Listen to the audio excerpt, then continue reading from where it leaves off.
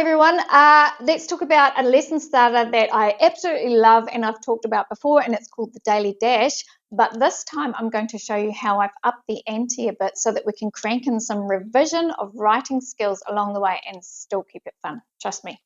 Okay, listen up.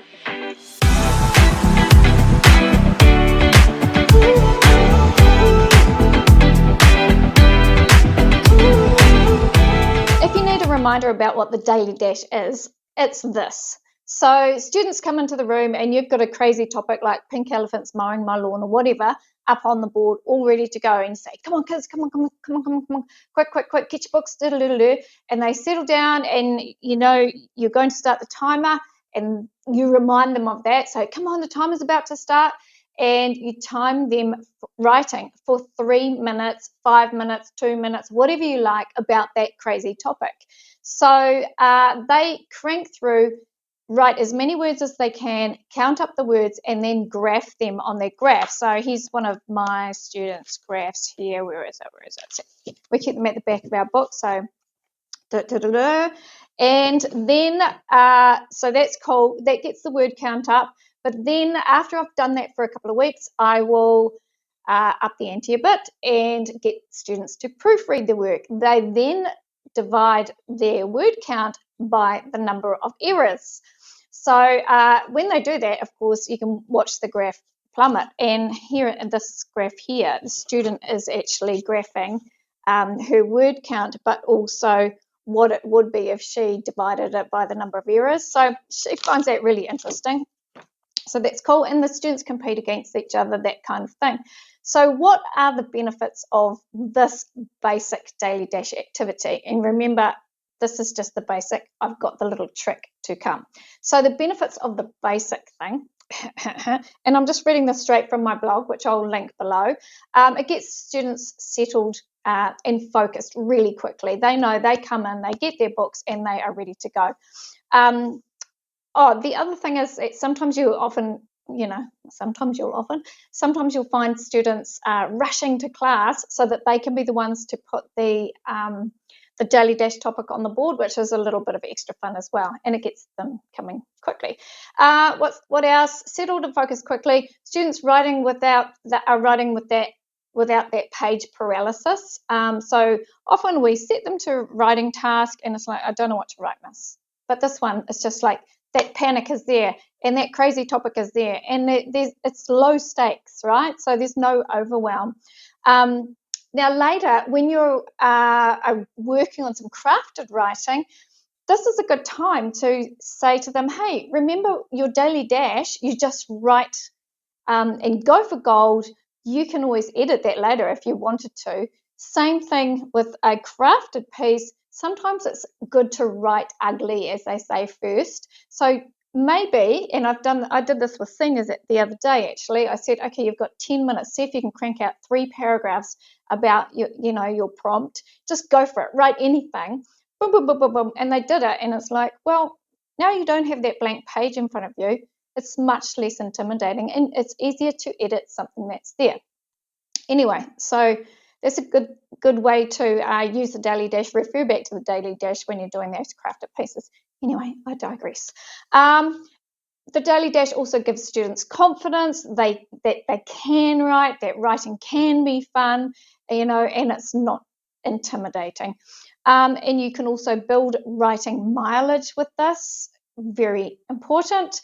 And you can foster writing accuracy and hone those proofreading skills once you add that to your steps, if you are going to. If I have a class that are really limited, I might not do that proofreading for quite some time, or I'll give them things to proofread for, to scaffold them through. And we always proofread aloud, slowly, and with expression. So that's the only way to proofread. Doesn't matter how old you are and how capable you are. So that's the benefits of the basic Daily Dash.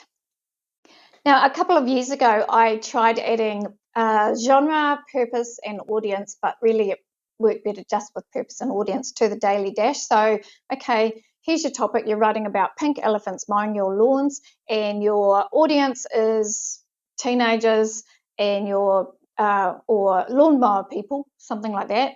and your purpose is to give them information about this great lawn mowing technique that they might want to start using. So building an audience and purpose, and I had a PowerPoint that I would put up for that, and that's linked below. It's actually a resource, and that's okay. But I would only use it, and did only use it, when I knew I had a proper writing unit coming up and I wanted to introduce them to purpose and audience and get students used to that in a non-threatening way. So it was still part of our fun daily dash, but we just upped it a bit, and they were able to play around with those terms. So that was quite effective. So that resource actually is linked below, but you can do it yourself. Just put up a PowerPoint, topic, audience, purpose, done. Okay, so now you have the background. Here's the thing I'm excited about. So the other day I was thinking, there's all these little things that we take note of. Like often I will stop students working and say, okay, everybody note in their books, a lot is 2 words. We don't write a few, a bit. A lot is 2 words. So, or it's, hang on, let's do a little bit about the semicolons because they'd be great here. So we make a note of that in our books. So I wanted to have students revisit that learning. I want them to understand that their books are things to look back on because there is learning in there that they need to remember and they need to be able to use. So how was I going to do this? Okay, daily dash, I'll hook in with that. So they get a little statement of intent. This is actually my older version, but never mind. And on it, it has the techniques they're going to use. And this one has figurative language, sound devices, sentence beginnings, and other stuff. For example, connectives, rhetorical questions, whatever, because it just reflects kind of what we've done so far. The new iteration is a freebie that I will link below.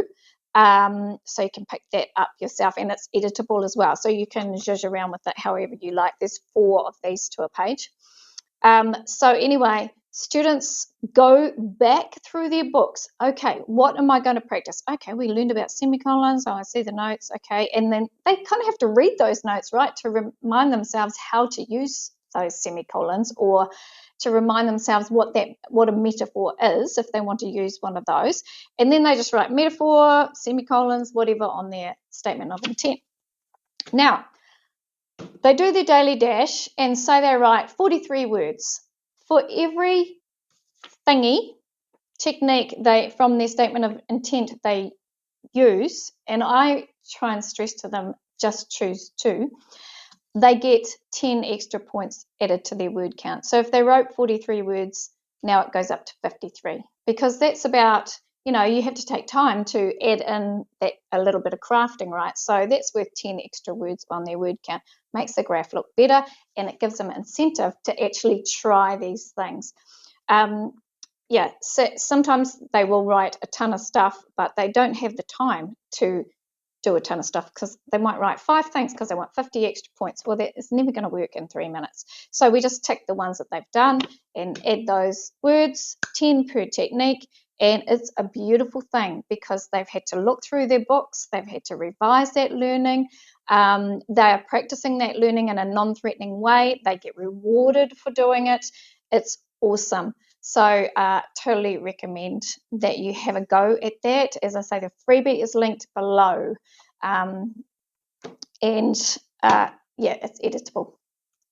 I just want to finish with a little plug for those notebooks. Anyone who knows me knows that this is my big goal is to get everyone back to the old 1B5 notebook, whatever you want to call it. So here are the benefits to adding that statement of intent, which sounds really serious, but it's not really. It's just about revising to your daily dash. Okay, and remember, I use this as a starter, so we just bang through everything quickly. And because the kids know the routine, they know exactly what to do, and it's all very quick. So anyway, reading from my blog here. So what are the benefits of combining those 2? Students learn and are reminded of the value of note-taking. Students see their books as a tangible learning tool. again, enhancing their value. Students practice prior learning. Students learn that when I teach them something, so writing mechanics in particular, I don't expect it to go in one ear and out the other. I expect them to use it. And when I'm teaching something, it must be important. So it's not just for the fun of it to fill in the school day. This is important. You have to know it. You have to be able to use it.